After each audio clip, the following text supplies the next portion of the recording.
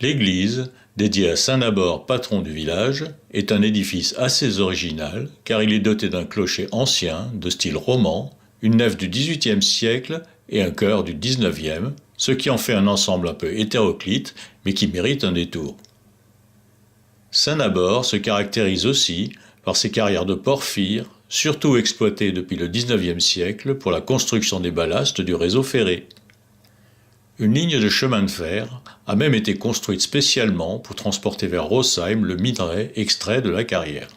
Cette ligne désaffectée est en cours de reconversion en voie verte et sera accessible aux cyclistes dès 2019. Nous vous proposons de retourner vers Rossheim en empruntant cette voie originale. Le premier village rencontré sera Ottrott. De très jolies vues sur la ville d'Obernai et sur la plaine d'Alsace agrémentent cette partie du parcours. Après avoir quitté Ottrott, la voie passe en contrebas de l'ancienne collégiale de Saint-Léonard. Cet endroit, particulièrement bucolique, incite à la flânerie et mérite une petite pause.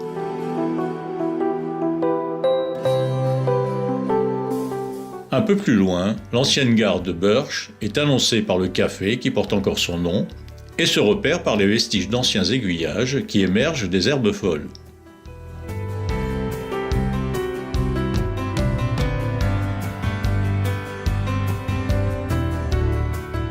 En continuant vers Rossheim, la voie passe sous le pont routier de la départementale qui relie Börsch à Rossheim.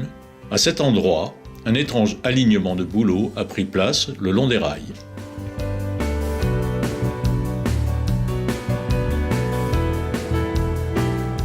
Avant d'atteindre Rossheim, la voie passe en contrebas du village de Rosenwiller et parcourt des lieux isolés du piémont des Vosges.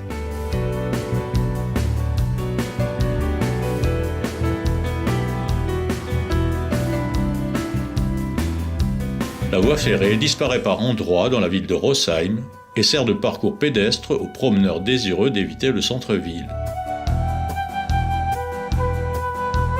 Avant de rejoindre le réseau ferré actuel, un dernier endroit mérite une petite halte.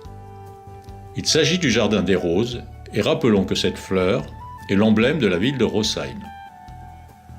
Parcourir ce jardin à la fin du printemps ou dans le courant de l'été est un pur bonheur.